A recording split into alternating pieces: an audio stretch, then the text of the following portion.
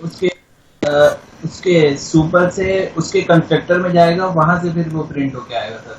हाँ बिल्कुल, अगर आप उसके पैरामीटराइज्ड वाले में जाके कर रहा है वो, अगर मान लीजिए एक्सटेंड। आपने यहाँ से इसको रन किया ऐसे, ऐसे रन किया, रन एज जावा एप्लीकेशन, ठीक है। अब आपने वैलिड एज नहीं डाला, तो आप देखो यहाँ पे एक्सेप्शन आया, एक्सेप्शन हैंडलिंग माई एक्सेप्शन करके ऐसे कुछ मैसेज आ गया, देख रहे हो। वैलिड एज मतलब वो, अच्छा ये एक्चुअली इसलिए आया है ना, क्योंकि जब कैच करेंगे तो हम माई एक्सेप्शन में भी करेंगे, समझ रहे हो आप। कैच भी अब हम माई एक्सेप्शन करेंगे, अर्थमेटिक नहीं करेंगे, या एक्सेप्शन नहीं करेंगे। तो हमने यहाँ पे, यस सर। तो यहाँ देखो माई एक्सेप्शन आया। अब हम क्या चाहते हैं, हमारे पास ये इनवैलिड एज मैसेज आ जाए, सारा चीज़ आ जाए। तो हमने यहाँ पे ऐसे डबल कोड में लिख दिया इनवैलिड एज, ठीक है। और इनवैलिड एज जो मैसेज है, अब ये इसको मैचिंग कंसल्टर यहीं से बन जाएगा, यहाँ से क्लिक करो और क्रिएट मार दो, अपने आप वो सब कुछ कर देगा। बस हमें सुपर लिखना पड़ेगा, सुपर लिखने से ये इन्फॉर्मेशन, देखो इन्हीं सारी चीज़ों के लिए आपको सुपर वगैरह पढ़ाया जाता है, ठीक है। यहाँ पे हमने लिख दिया सुपर और यहाँ पे पास कर दिया स्ट्रिंग। तो इसके पैरामीटराइज कंसल्टर में जाके ये वैल्यू रिसीव हो जाएगी अर्थमेटिक के। स्मॉल में है सर। सेमी कॉलन स्ट्रिंग यहाँ ऐसे स्मॉल में।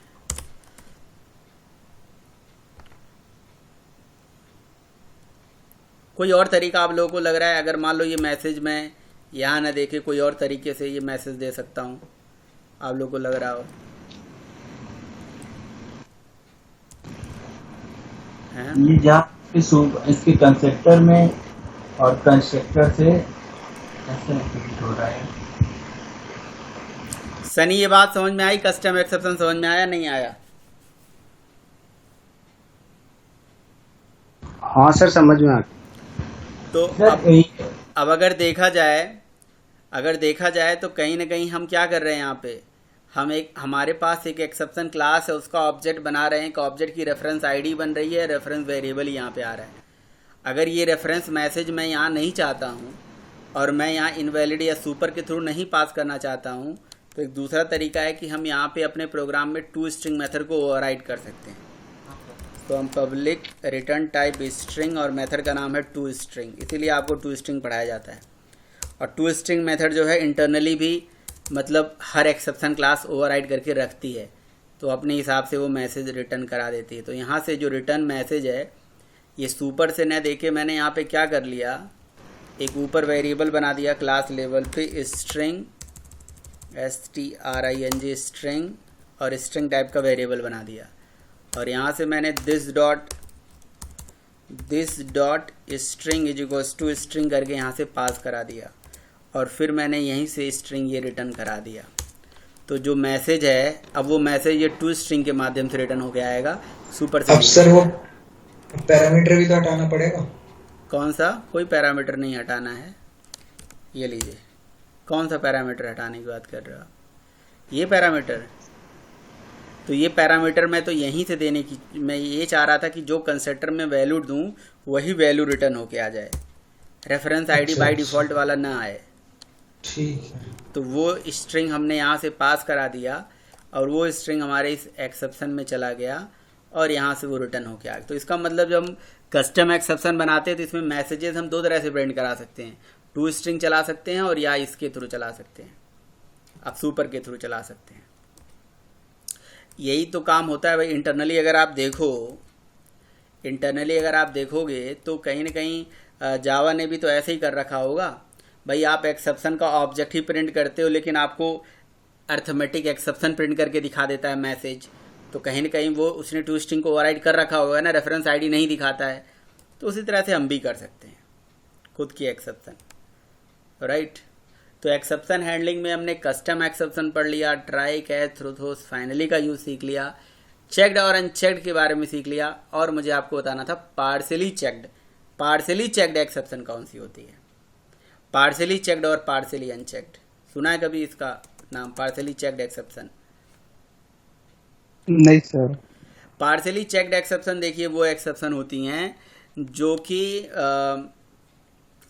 मतलब ऐसे समझ लो कि ऐसी कोई पेरेंट है ना, जावा के अंदर ऐसी कोई पेरेंट जो जिसके अंदर आने वाली एक्सेप्शन क्लासेस कुछ तो चेक्ड हों और कुछ अनचेक्ड हों, वो पार्शली चेक्ड कहलाती हैं। जिसकी चाइल्ड भी मतलब क्या हो चेक्ड, उसकी जिसके चाइल्ड भी क्लासेस मतलब जिसकी चाइल्ड क्लासेस उनमें से कुछ चेक्ड हो और कुछ अनचेक्ड हो, उसे पार्शली चेक्ड बोलते हैं।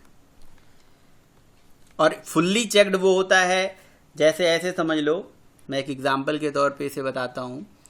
जैसे पार्शियल चेकिंग समझते हो, जैसे मान लो कि आप कई बारी कहीं जाते हो, जैसे रेलवे स्टेशन पे जाते हो तो वहाँ पे आपकी चेकिंग होती है, या किसी शॉपिंग मॉल में जाते हो आप, वहाँ पे चेकिंग होती है। तो कई बारी क्या होता है कि हमारी चेकिंग हो जाती है और हमारे जो बच्चे होते हैं उनकी चेकिंग नहीं होती है। देखते हो आप, ऐसा होता है। बच्चे मान लो या कुछ हैं, छोटे बच्चे होते हैं तो कई लोग कह देते हैं चलो चलो जाओ जाओ।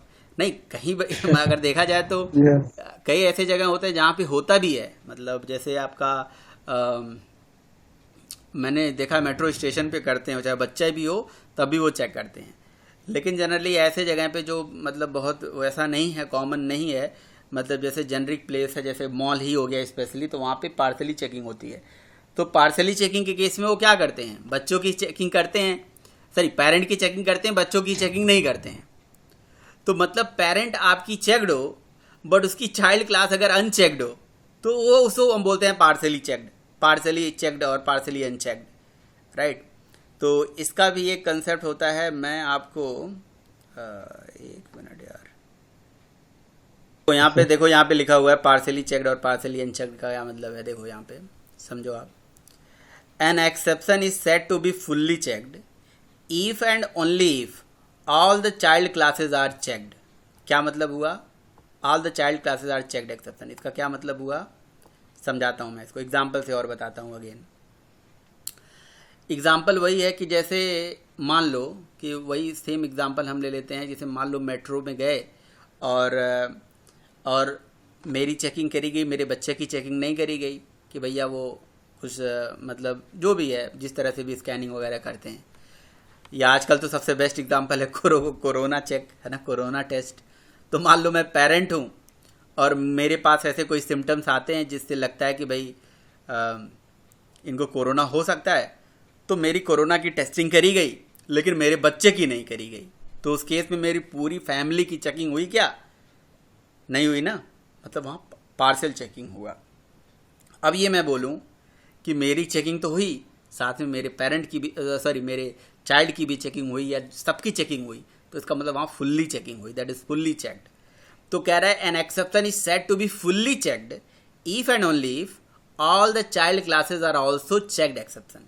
मतलब कोई पेरेंट क्लास है, उसके अंदर आने वाली कोई चाइल्ड क्लास है, उस चाइल्ड क्लास के अंदर आने वाली जितनी भी चाइल्ड क्लासेस हैं अगर सब चेक्ड की कैटेगरी में ही आते हैं तो वो फुल्ली चेक्ड है, सारे चेक्ड की कैटेगरी में आते हैं। भाई एक होता है चेक्ड एक्सेप्शन, एक होता है अनचेक्ड एक्सेप्शन, आपको पता ही होगा। तो मैं यहाँ से बताता हूँ, जैसे आपको यहाँ से बताता हूँ डायरेक्ट ओपन करके।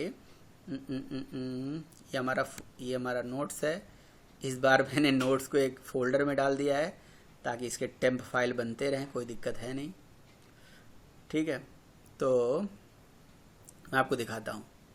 अच्छा एक चीज़ आप देखो ज़रा, अब अभी क्या नाम है, हमारे विवेक ने क्वेश्चन पूछा था कि सर ये आईओ एक्सेप्शन की चाइल्ड क्लासेस या किसी की भी एक्सेप्शन क्लासेस की चाइल्ड क्लासेस हमें कैसे पता चलती हैं।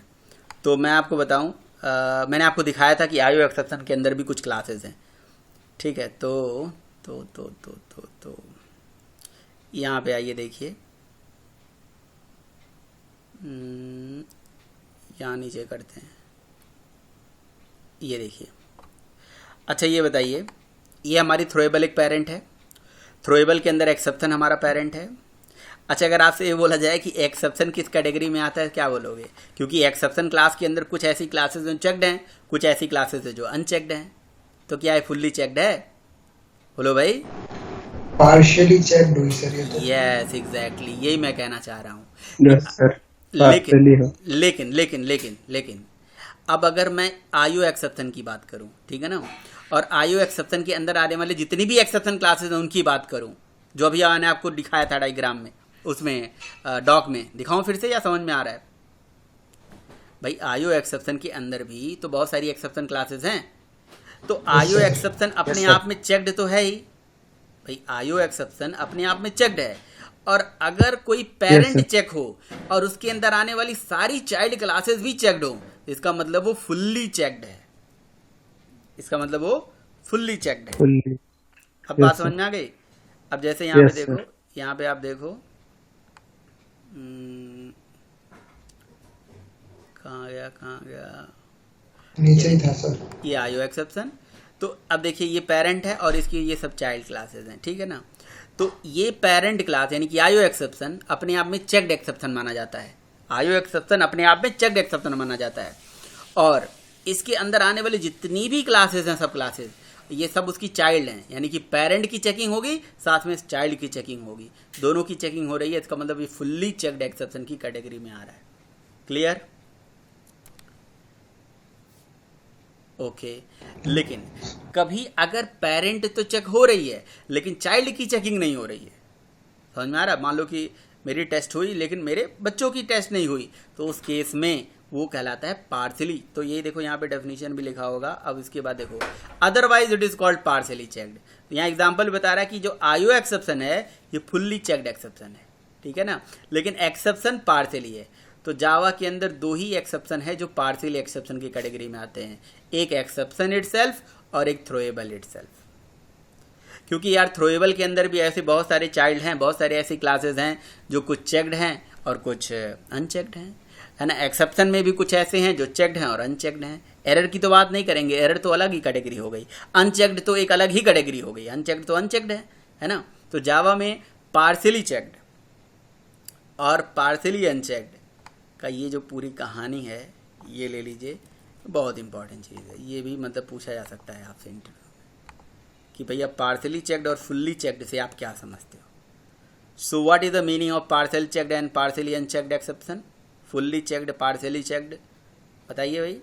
अगर पेरेंट की चेकिंग हो रही है और चाइल्ड अनचेक्ड है तो वो क्या है? अगर पेरेंट की चेकिंग हो रही है मतलब पेरेंट चेक्ड एक्सेप्शन है और चाइल्ड अनचेक्ड है तो क्या वो फुल्ली चेक्ड है? नहीं, वो पार्शियली चेक्ड है।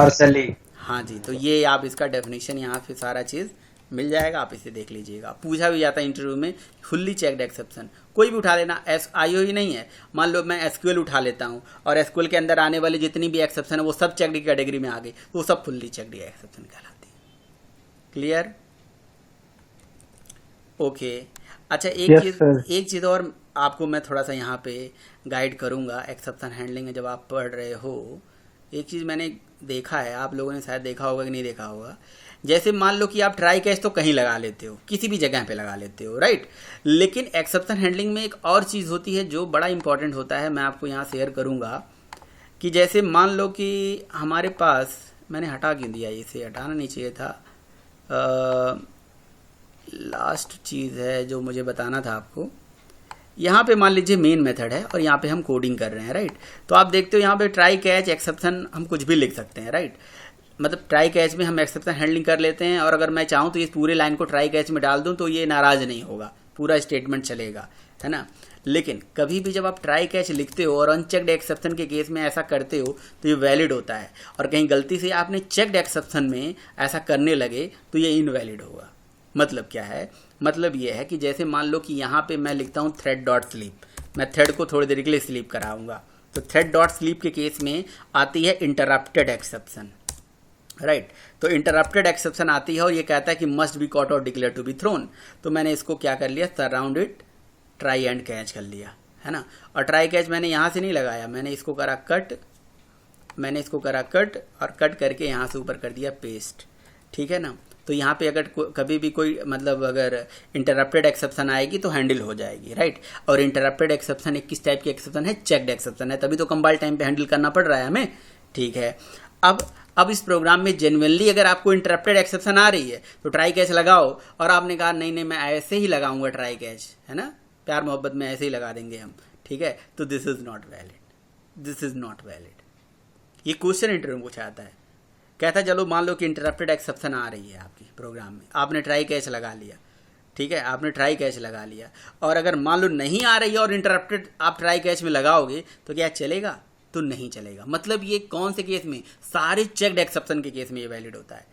मतलब आप आईओ एक्सेप्शन ऐसे ही नहीं हैंडल कर सकते हो कि कहीं से आईओ एक्सेप्शन हैंडल करने लगे, कहीं नल पॉइंटर कर सकते हो, नंबर फॉर्मेट कर सकते हो, यानी कि अनचेक्ड को कर सकते हो, चेक्ड को नहीं कर सकते हो। यानी कि अगर यहाँ पे मैं एक्सेप्शन को कर दूँ यहाँ, है ना, तो ये चल जाता है, तब ये चल जाएगा, कोई नहीं, देखो चल गया। क्योंकि ये क्या है, ये पार्सली चेक्ड एक्सेप्शन है ना, पार्सली चेक्ड है तो कोई दिक्कत नहीं है, वनली चेक्ड को नहीं कर सकते हो आप। बताइए भाई, क्लियर हुआ है नहीं हुआ आपको ये बात? मतलब जेन्युइनली वहाँ थ्रेड डॉट स्लीप करना पड़ेगा, आपको लगाना पड़ेगा, वहाँ एक्सेप्शन आती है ऐसा आपको बताना पड़ेगा, तभी ये चीज़ वैलिड है। तो सर नल पॉइंटर पे भी नहीं आएगा और अरिथमेटिक पे भी नहीं आएगा, चलेगा ये कोड? नहीं, क्यों नहीं चलेगा? नल पॉइंटर अरिथमेटिक क्या अनचेक्ड है क्या? अरे सॉरी, चेक्ड है क्या? नहीं सर, चेक्ड तो नहीं है, लेकिन मुझे नहीं लग रहा चलेगा। ना, आपको गलत लग रहा है ना, आप देखिएगा चलेगा। ठीक है।